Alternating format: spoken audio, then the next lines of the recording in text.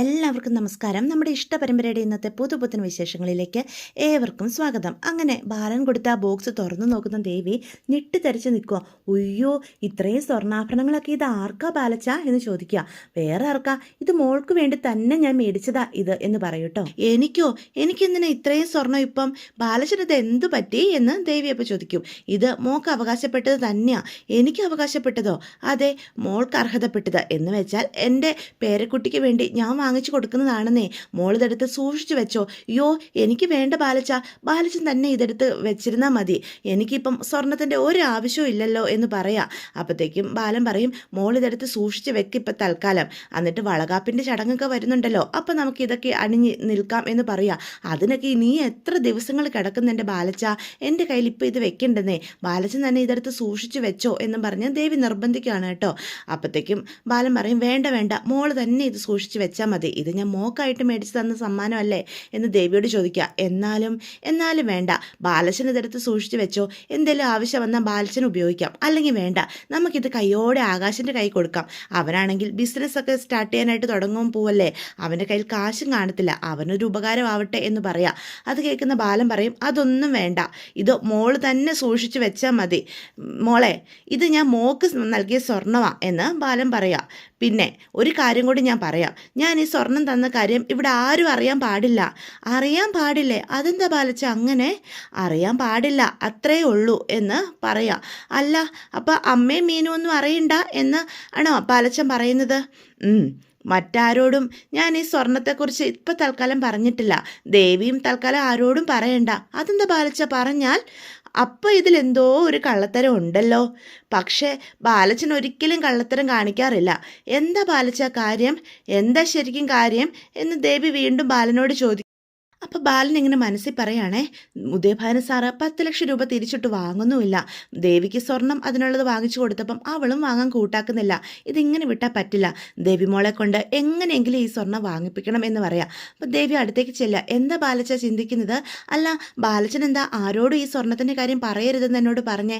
എന്താ ബാലച്ച പ്രശ്നം? എന്തെങ്കിലും പ്രശ്നമുണ്ടോ എന്ന് ചോദിക്കുക.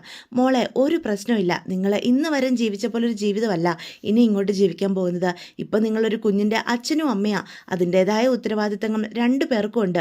മോക്കൊരു കാര്യം അറിയാവോ? ഈ കുടുംബം ഇന്നത്തെ കാണുന്ന അവസ്ഥയിലെത്തിക്കാൻ ഞാൻ ഒരുപാട് കഷ്ടപ്പെട്ടിട്ടുണ്ട്. എന്നെ സഹായിക്കാൻ ഒരു മനുഷ്യരും ഉണ്ടായിട്ടില്ലായിരുന്നു. പക്ഷേ നിങ്ങൾക്ക് ആ അവസ്ഥ വരരുത്. കഷ്ടപ്പെടുന്ന സമയത്തൊക്കെ ഒരു താങ്ങായി തണലായൊക്കെ ആരെങ്കിലും ഉണ്ടായിരുന്നെങ്കിൽ എന്ന് ഞാൻ ഒരുപാട് ആഗ്രഹിച്ചിട്ടുണ്ട്. എനിക്ക് ബന്ധുക്കൾ ആരും ഇല്ലല്ലോ. ബാലച്ചൻ ഈ കുടുംബത്തിന് വേണ്ടി എന്തോരം കഷ്ടപ്പെടുന്നുണ്ടെന്ന്, ബാലച്ചൻ ഒറ്റയ്ക്കാണ് ഈ കാണുന്നതൊക്കെ നേടിയതെന്നും എനിക്കറിയാം ബാലച്ച. ബാലച്ചനെ സഹായിക്കാൻ ഒരു പക്ഷേ അന്ന് ആരും ഉണ്ടായിരുന്നില്ല. പക്ഷേ ആനന്ദേട്ടനും എല്ലാവർക്കും ബാലച്ചനില്ലേ, ഇവിടെ എല്ലാവർക്കും പരസ്പരം സഹായിക്കാൻ ബാലച്ചനുണ്ടല്ലോ. ബാലച്ചനുള്ളപ്പം ഞങ്ങൾ എന്തിനാ വെറുതെ പേടിക്കുന്നേ എന്ന് ദേവി ചോദിക്കുക. മോളെ ദേവി, ആനന്ദ് സ്വന്തമായിട്ട് എന്തെങ്കിലും ബിസിനസ് തുടങ്ങട്ടെ. അവനെന്നും ഇങ്ങനെ മറ്റൊരാളുടെ ജോലിക്കാരനായിട്ട് നിന്നാൽ മതിയോ? പിന്നെ കുഞ്ഞിൻ്റെ പഠനാവശ്യത്തിനൊക്കെ പണം വേണ്ടേ? നല്ലൊരു സ്കൂളിൽ വിട്ട് അതിനെ പഠിപ്പിക്കണ്ടേ? അതൊക്കെ ഭാവിയിലെ കാര്യങ്ങളല്ലേ ബാലച്ച? അതൊക്കെ നമ്മൾ അപ്പം നോക്കിയാൽ പോരെ? കുഞ്ഞ് ജനിച്ചിട്ട് പോലും ഇല്ലല്ലോ. പോരാ, കൃത്യമായ കണക്കുകൂട്ടലോടുകൂടി ജീവിച്ചില്ലെങ്കിൽ ജീവിതത്തിൽ എവിടെയെങ്കിലും തളരും. അതുകൊണ്ട് പോരാ, കൃത്യമായ കണക്കുകൂട്ടലോടുകൂടി വേണം നമ്മൾ ജീവിക്കാനായിട്ട്. അല്ലെങ്കിൽ ജീവിതത്തിൽ എവിടെയെങ്കിലും കാലിടറും. നിങ്ങൾക്ക് ഒരു കുടുംബമായി, ഒരു കുഞ്ഞായി, ഇനി നിങ്ങൾ അതിൻ്റേതായ ഉത്തരവാദിത്തങ്ങൾ ജീവിതത്തിൽ കാണിക്കണം. സ്വന്തമായിട്ട് എന്തെങ്കിലും ബിസിനസ് തുടങ്ങണം. ഇന്നേ അതിനായിട്ടുള്ള കാര്യങ്ങൾ ഒരുക്കി വയ്ക്കണം. പിന്നെ ആനന്ദനും മോൾക്കും നിങ്ങളുടെ കുഞ്ഞിനും സന്തോഷകരമായ ഒരു ജീവിതം ഉണ്ടാക്കാനുള്ള അടിത്തറയാ ഈ സ്വർണം. ഞാൻ പറയുന്നത് മനസ്സിലാകുന്നുണ്ടോ? ഇനി ഇതിൽ നിന്ന് വേണം എല്ലാം വളർത്തിയെടുക്കാൻ. ഉദയഭാനു സാറിൻ്റെ ബിസിനസ്സിൽ ഒരിക്കലും ആനന്ദ് പങ്കാളിയാകില്ല. അവൻ സ്വന്തമായിട്ട് എന്തെങ്കിലും നേടിയെടുക്കണം. ആനന്ദ് ഇത് വെച്ച് എന്തെങ്കിലും സ്വന്തമായിട്ട് തുടങ്ങാം. മോള് അവനെയും പറഞ്ഞ് മനസ്സിലാക്കണം.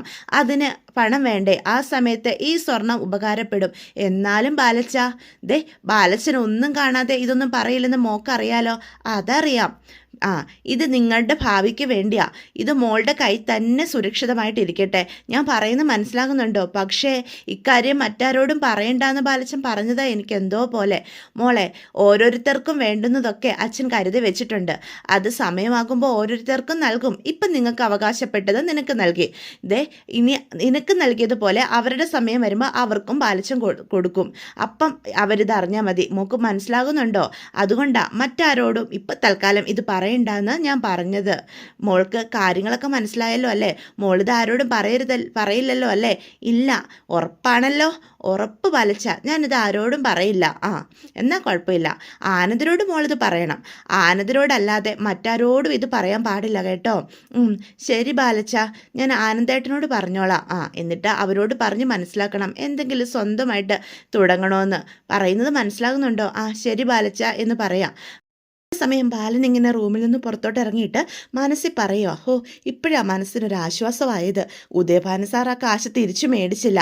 പക്ഷേ ദേവിക്ക് തന്നെ ആ കാശ് ഞാൻ മറ്റൊരു രൂപത്തിൽ നൽകിയല്ലോ. ഇപ്പം ഒരു സമാധാനമൊക്കെ തോന്നുന്നുണ്ട്. ദേവിയുടെ കൈകളാ അതിനർഹതപ്പെട്ട കൈകൾ തന്നെ എന്ന് പറയാണ് കേട്ടോ. അപ്പോൾ ദേവിയും ആ സ്വർണ്ണാഭരണങ്ങൾ നോക്കിക്കൊണ്ട് ഇങ്ങനെ നിൽക്കുകയാണേ. അപ്പം പെട്ടെന്ന് ബാലനെ കാണുന്ന ഗോമതി ചോദിക്കും, ബാലേട്ടൻ വന്നിട്ട് ഒത്തിരി സമയമായിരുന്നോ? ഇത് എവിടെയായിരുന്നു?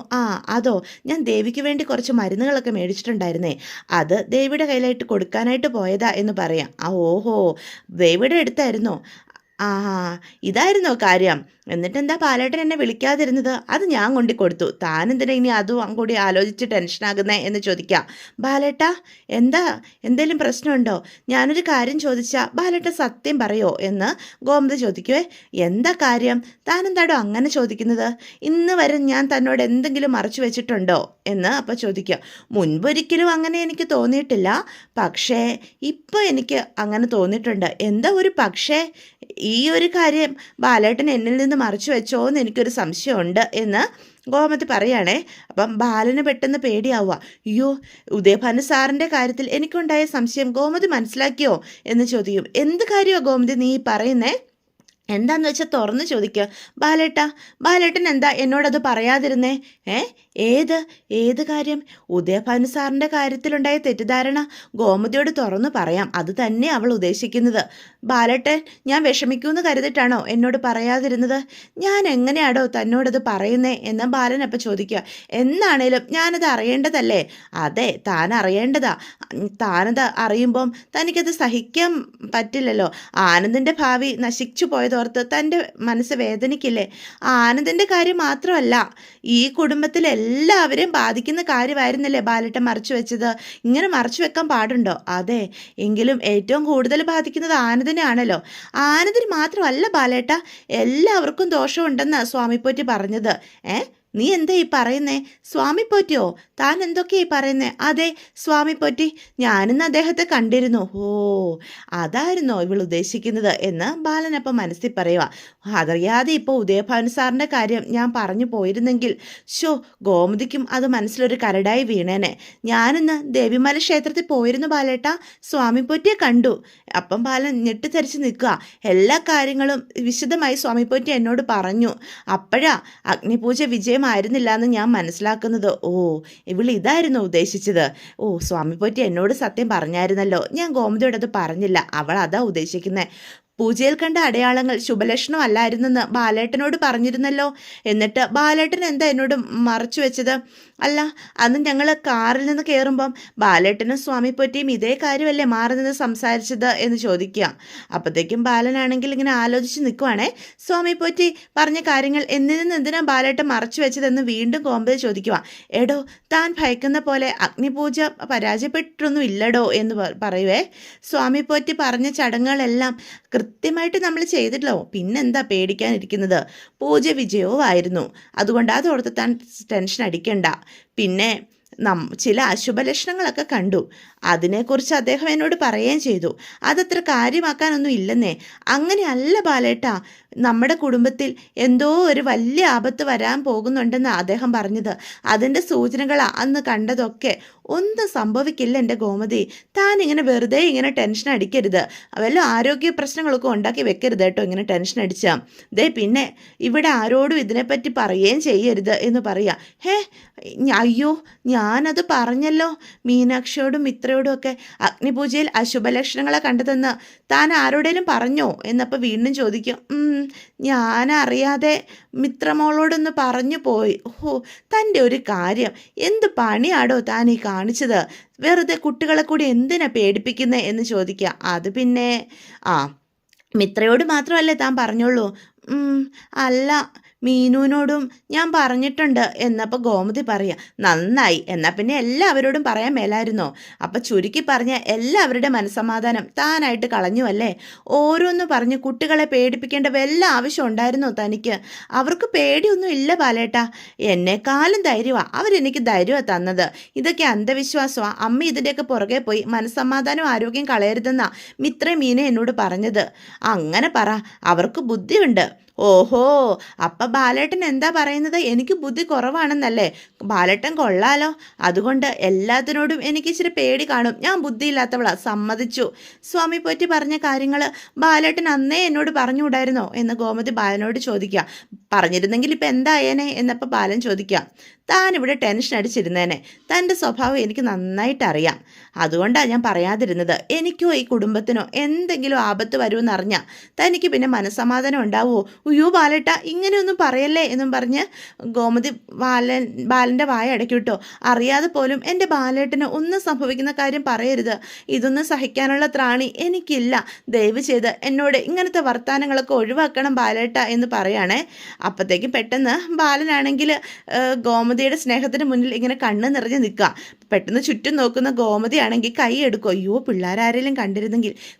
താനിങ്ങനെ പേടിക്കാതെ, താൻ കുമ്പിടുന്ന ദൈവങ്ങളൊന്നും നമ്മളെ കൈവിടില്ല. എനിക്കോ നമ്മുടെ കുടുംബത്തിൽ ആർക്കോ ഒരാപത്തും വരാതെ ദൈവങ്ങൾ നോക്കിക്കോളൂന്നേ. താൻ എന്തിനാ ഇങ്ങനെ ടെൻഷൻ അടിക്കുന്നേ എന്ന് ഗോമതിയോട് ചോദിക്കുക. തനിക്ക് എൻ്റെ വാക്കുകൾ വിശ്വാസമില്ലേടോ? എന്താ ഞാൻ പറഞ്ഞാൽ തനിക്ക് വിശ്വാസമില്ലേ? വിശ്വാസമാ ഞാനാ പറയുന്നേ. നമ്മുടെ കുടുംബത്തിന് ഒരാപത്ത് സംഭവിക്കില്ല. പോരെ? ഇത് കേട്ടാൽ പോരെ തനിക്ക്? പിന്നെ താൻ പോയി എന്തേലും കഴിക്കാനെടുക്കുക എന്നും പറഞ്ഞ് ഗോമതി അടുക്കളയിലേക്ക് പറഞ്ഞു വിടുക കേട്ടോ. അപ്പം ബാലനാണെങ്കിൽ ഗോമതിയുടെ സ്നേഹത്തിൽ ഇങ്ങനെ ആലോചിക്കുക. ഗോമതിക്ക് നല്ല ടെൻഷനുണ്ടല്ലോ എന്ന് മനസ്സിൽ ചിന്തിക്കുകയാണ്. ഇവളെ ഇങ്ങനെ ടെൻഷനോട് കൂടി ജീവിക്കാൻ വിട്ടുകൂടാ. ഇതൊക്കെ നിസ്സാരവൽക്കരിച്ച് പറഞ്ഞ് മനസ്സിലാക്കണം എന്നൊക്കെ ബാലൻ മനസ്സിൽ ഇതിനെപ്പറ്റി ചിന്തിക്കുകയാണ് കേട്ടോ. അഗ്നിപൂജയെ പറ്റി കേട്ടോ ബാലൻ്റെ ചിന്ത. ഇതേസമയം നമ്മുടെ ദേവി വീണ്ടും ബാലൻ കൊടുത്ത ആഭരണങ്ങൾ എടുത്ത് ഇങ്ങനെ നോക്കുക. എന്നിട്ട് അതൊക്കെ എടുത്ത് ഇട്ട് നോക്കുക. ബാലച്ചൻ എന്ത് നല്ല മനുഷ്യനാ. ഓരോ മനുഷ്യൻ്റെ ഭാവി നന്നാക്കാൻ ആ മനുഷ്യൻ എന്തൊക്കെയാണ് ചെയ്യുന്നത്. എനിക്കും ഉണ്ട് ഒരു അച്ഛനും അമ്മയും, ഒരു ഗുണവും ഇല്ല. എങ്ങനെ ഉപദ്രവിക്കാം അതെല്ലാം ചെയ്യുന്നുണ്ട് താനും. എന്നിട്ട് വളകളും നെക്ലേസും ഒക്കെ എടുത്ത് വെച്ച് നോക്കുക കേട്ടോ തൻ്റെ ദേഹത്ത്. എല്ലാം നന്നായിട്ട് ഇണങ്ങുന്നുണ്ട്. ഇതിനൊക്കെ നല്ല തൂക്കം ഉണ്ടെന്നാണ് തോന്നുന്നത്. എന്തു ഭംഗിയായി നെക്ലേസ് കാണാൻ. ഈശ്വര, എനിക്ക് സ്വർണം വാങ്ങിത്തന്ന കാര്യം ബാലച്ചൻ അച്ഛനോടും അമ്മയോടും പറയുമോ? അവർ ഈ വിവരം അറിഞ്ഞാൽ എങ്ങനെയെങ്കിലും സ്വർണം എൻ്റെ കയ്യിൽ നിന്ന് മേടിക്കാൻ നോക്കും. അത് പറയാൻ പാടില്ല. എന്താ ഇപ്പം ചെയ്യുക എന്നും പറഞ്ഞ് ദേവി ആലോചിക്കുക. ഇല്ല, ബാലച്ചൻ അവരോട് പറയാൻ വഴിയില്ല. സ്വർണം വാങ്ങിത്തന്ന കാര്യം ഇവിടുത്തെ അമ്മയോട് പോലും പറയരുതെന്ന് പറഞ്ഞ ബാലച്ചൻ എൻ്റെ അച്ഛനോടും അമ്മയോടും ആ കാര്യം പറയാൻ സാധ്യതയില്ല. അയ്യോ, അറിഞ്ഞു കഴിഞ്ഞാൽ ഈ സ്വർണം അവർ വാങ്ങിച്ചെടുക്കും, ഉറപ്പാ. എന്തെങ്കിലും പറഞ്ഞ് മേടിക്കും. അത് ബാലച്ചനോട് ഞാൻ ചെയ്യുന്ന ചതിയായി പോവില്ലേ? എനിക്ക് ബാലച്ചൻ എത്ര കാര്യമായിട്ട് വാങ്ങിച്ചുകൊണ്ട് തന്നതാ എന്നൊക്കെ പറഞ്ഞ് ദേവി ഇങ്ങനെ ആലോചിക്കുക. ഈ ആഭരണങ്ങളുടെ കാര്യം മീനുവിനോടും മിത്രയോടും പറയാതിരുന്നത് മോശമല്ലേ? ബാലച്ചൻ ആരോടും പറയരുതെന്നല്ലേ പറഞ്ഞേക്കുന്നേ? അല്ലെങ്കിൽ പിന്നെ അവരോട് പറയായിരുന്നു. അവരിത് അറിയുമ്പം ഇനി എന്നോട് ദേഷ്യമാവോ എന്നൊക്കെ നമ്മുടെ ദേവി ഇങ്ങനെ മനസ്സിൽ ചിന്തിച്ച് കൂട്ടിക്കൊണ്ടിരിക്കുകയാണ് കേട്ടോ. ഇതേസമയം മീനും ആകെ ടെൻഷനിലാണ്. എന്നിട്ട് അങ്ങോട്ടും ഇങ്ങോട്ടും നടക്കുക. വൻപൻ ഷോപ്പിംഗ് ആവും. അതാവും ഇത്ര ലേറ്റ് ആകുന്നേ. സുഗിനി ചേച്ചി ഷോപ്പിംഗ് ഒക്കെ കഴിഞ്ഞ് സമാധാനമായിട്ട് വരട്ടെ. എന്തായാലും അവരോട് കാര്യങ്ങളൊക്കെ ചോദിക്കണം. ഇങ്ങനെ വെറുതെ വിട്ടാൽ പറ്റില്ല എന്ന് മീനു മനസ്സ് ചിന്തിക്കുകയാണ് കേട്ടോ. എന്നിട്ട് വീണ്ടും അനുശ്രീ ഓടിപ്പോകുന്ന ആ ചിത്രം മീനാക്ഷിയുടെ മനസ്സിലേക്ക് കടന്നു വരിക. അത് അവൾ തന്നെയാ ഉറപ്പാ എന്ന് മീനു മനസ്സിൽ ചിന്തിക്കുക. അപ്പം പെട്ടെന്ന് ദേവി അവിടേക്ക് വരിക. അപ്പം മീനു ഇങ്ങനെ ചിന്തിച്ച് നിൽക്കുന്നത് ദേവി കാണും. ഇവളിത് എന്താ ഇത്ര ആലോചിച്ച് നിൽക്കുന്നത്? എന്ത് കാര്യവും എന്നോട് തുറന്നു പറയുന്ന എൻ്റെ അനിയത്തിമാരിൽ നിന്നും ഞാൻ സ്വർണത്തിൻ്റെ കാര്യം മറച്ചു വെക്കാൻ പാടില്ല, അത് മോശമാ എന്ന് പറഞ്ഞ് ദേവി അടുത്തേക്ക് ചെല്ലുക.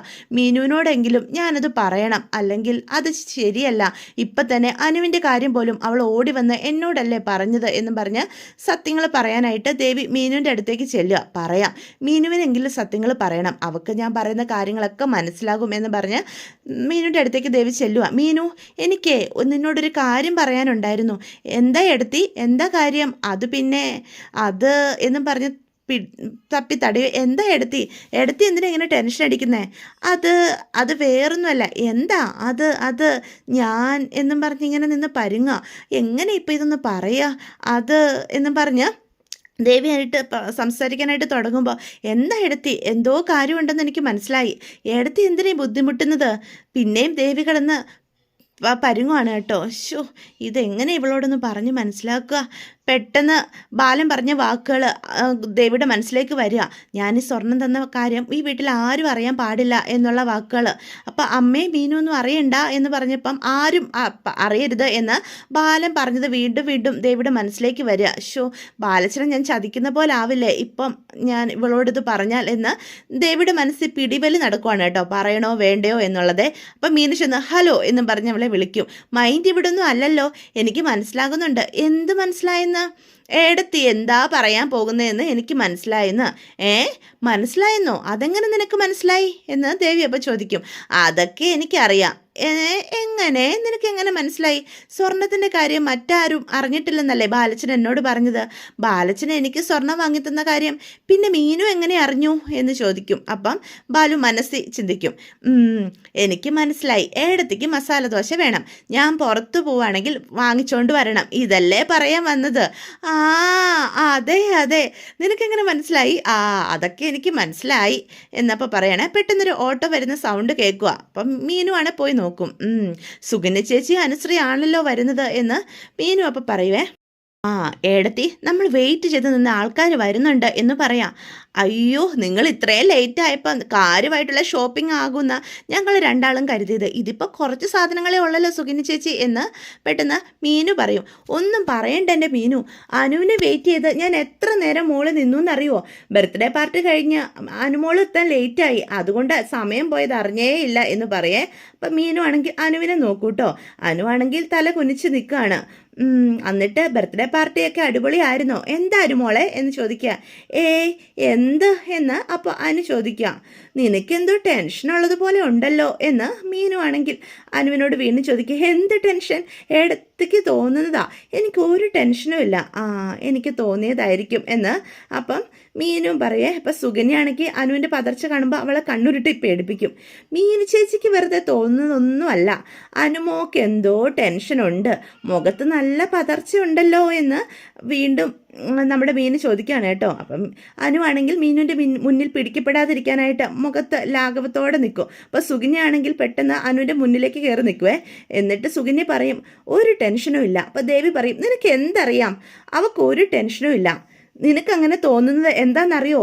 അനുമോളെ, വെയിലത്ത് അലഞ്ഞു തിരിഞ്ഞ് വന്നതല്ലേ, അതുകൊണ്ട് നിനക്ക് തോന്നുന്നതാ, അല്ലാതെ ഒന്നുമില്ല അല്ലേ അനു? അതെ എന്ന് അനു സുകന്യയും കൂടി അപ്പം പറയും. അത് ചിലപ്പോൾ ശരിയായിരിക്കും എന്ന് മീനും പറയും കേട്ടോ. അല്ല അനു, നിൻ്റെ ഫ്രണ്ടിൻ്റെ പേരെന്തായിരുന്നു എന്ന് ചോദിക്കുക. അത് എനിക്കറിയാം. ഫ്രണ്ടിൻ്റെ പേര് എന്നും പറഞ്ഞ് അനുവാണ് പതറുവേ. അപ്പം സുകന്യാണ് പറഞ്ഞു കൊടുക്കും. ആ കുട്ടിയില്ലേ, ഇന്ന് ബർത്ത്ഡേ ആയിരുന്ന ആ കുട്ടി, അവളുടെ പേരെന്തായിരുന്നു എന്നാണ് ചോദിച്ചത്. ദേവി എടുത്തി അപ്പം പറയും, അതെ പേരെന്തായിരുന്നു അനുമോളെ? നീ ഏതോ ബർത്ത്ഡേ പാർട്ടിക്ക് പോയെന്നൊക്കെ ഇവിടെ മീനു പറയുന്ന കേട്ടായിരുന്നു. അത് എന്നും പറഞ്ഞുകൊണ്ട് പതിയെ അനു പതറും കേട്ടോ. അപ്പോഴത്തേക്ക് സുകന്യാണെ നിള എന്നങ്ങോട്ട് ചാടി കയറി പറയേ. നിളയോ? നിള നല്ല പേരല്ലേ എന്ന് സുകന്യ ചോദിക്കും. ഉം, ആ നിളയെന്ന് തന്നെയാണോ ആ കുട്ടിയുടെ പേര്? ഉറപ്പാണോ എന്ന് മീനു വീണ്ടും ചോദിക്കും. അപ്പം സുഗനി പറയും, അതെ, നിളാന്ന് തന്നെ ആ കുട്ടിയുടെ പേര്. പക്ഷെ കുറച്ചു മുന്നേ സുഗനി ചേച്ചി എൻ്റെ അടുത്ത് പറഞ്ഞ പേര് ഇതല്ലല്ലോ എന്ന് മീനാക്ഷി ചോദിക്കുകയെ. അപ്പം പെട്ടുപോയി എന്നുള്ള രീതിയിൽ അനുശ്രീ സുഗനിയും പരസ്പരം നോക്കുക. അപ്പം സുഗനിയാണെങ്കിൽ അയ്യോ എന്താ ഇപ്പം പറയുക, ഞാൻ എന്തെന്നായിരുന്നു പറഞ്ഞേ എന്നും പറഞ്ഞ് ആകെ പതറും കേട്ടോ. ഈശ്വര, ഇവളുടെ കയ്യിൽ ഇപ്പം പിടിക്കപ്പെടുമെന്നാ തോന്നുന്നേ. അത് മറ്റൊരു പേരായിരുന്നല്ലോ, ഇപ്പതേ ആ പേര് മാറി നിളയായി. ഞാൻ ചേച്ചിയോട് ചോദിക്കുന്നത് ആ കുട്ടിയുടെ ശരിയായ പേരാ. അല്ല അനുമോളെ, അനുമോള് പറഞ്ഞാലും മതി, മോക്കറിയാലോ മോളുടെ കൂട്ടുകാരിയല്ലേ എന്ന് ചോദിക്കാം. രണ്ടുപേരും കൂടി തലയും കൊനിച്ച് നിൽക്കുകയാണ് കേട്ടോ. പക്ഷെ പിടിക്കപ്പെടാതിരിക്കാൻ സുഗനിയാണെങ്കിൽ അടുത്ത അടവ് എടുക്കാൻ വേണ്ടി ആലോചിക്കുന്നുമുണ്ട്. അപ്പം ഇതൊക്കെയാണ് ഇന്നത്തെ വിശേഷങ്ങൾ. വീഡിയോ ഇഷ്ടപ്പെട്ടുവെങ്കിൽ ചാനൽ സബ്സ്ക്രൈബ് ചെയ്യാൻ മറക്കരുത്, ലൈക്ക് ചെയ്യാനും മറക്കരുത്. അപ്പം എല്ലാവർക്കും ഗുഡ് ബൈ.